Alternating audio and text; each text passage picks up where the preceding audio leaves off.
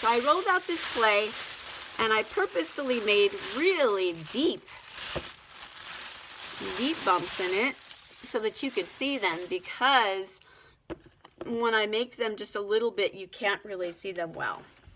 So this is a piece that I rolled out a while ago. I left it out just to make sure that it would be, you know, at the right place, leather hard, where I can get rid of these bumps. So what you want is any kind of a card. If you have an ID card from the state or anything like that, student ID card, you can use that. You put 4 fingers on one side, 1 finger on the other, your thumb, and you're going to pull the clay. So you're pulling it over. And as you're pulling it over, you're making it so that you're smoothing this area out, because you're pulling this fatter piece here, which you can see if I put it up like this. You can see that this is thinner here and thinner here. So when I take this and just drag the clay over, I go one direction and then I go another direction. It's really important to tell you at this point that I should have probably waited until the clay was even harder, number one. And the other thing is that if you have the bumps going this direction, you cannot use the card in this direction, or else you're just going to push down where the clay is, go up with the clay, and push back down where the clay is going.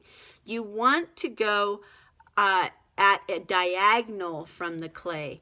That actually brings the clay from the fat part to the thin part as I do this. You see this? As I just drag that clay over, and when I get done going in one direction, I need to go in this direction. So notice there's clay that I even rolled this way. So I'm not going to go this way. I'm going to go at a diagonal to the clay and pull the clay over. Now what you'll notice is that with regular clay, it's so awesome. This works so beautifully, so amazingly well. But with this air dry clay, it has a tendency to kind of chunk up in different areas. But we can deal with that later, so we're not going to worry about that. I also made some deep finger marks here so that you could see that that's another thing that we have to deal with.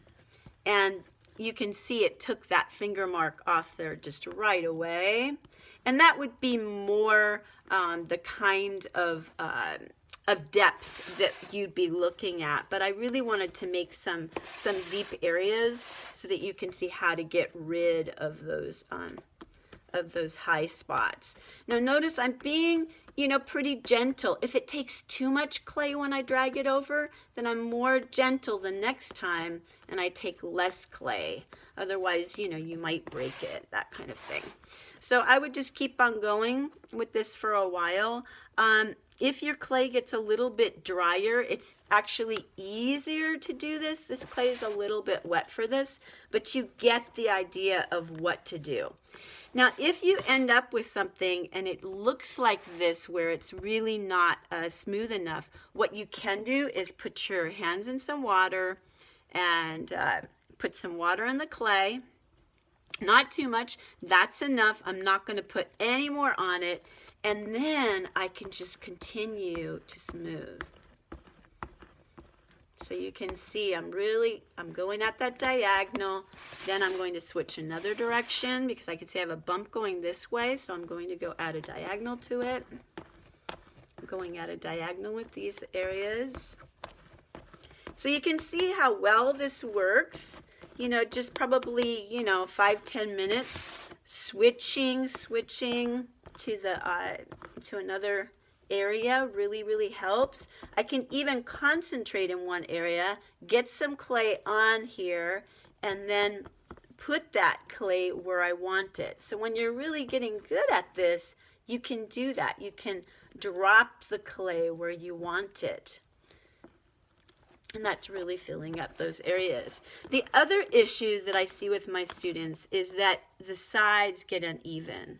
So when the sides get uneven, I would totally suggest that after you finish making this perfect, I know mine isn't, but I don't want you to have to wait for me. What you would do is, take a wooden board or a magazine or something like that, recut the sides, and then you would smooth these edges, because these sharp edges are really going to mess you up later on. And the reason that they're going to mess you up is because it makes your piece much more likely to crack in half. If you accidentally, hit it, it will have much of a more of a tendency to crack once it gets hard.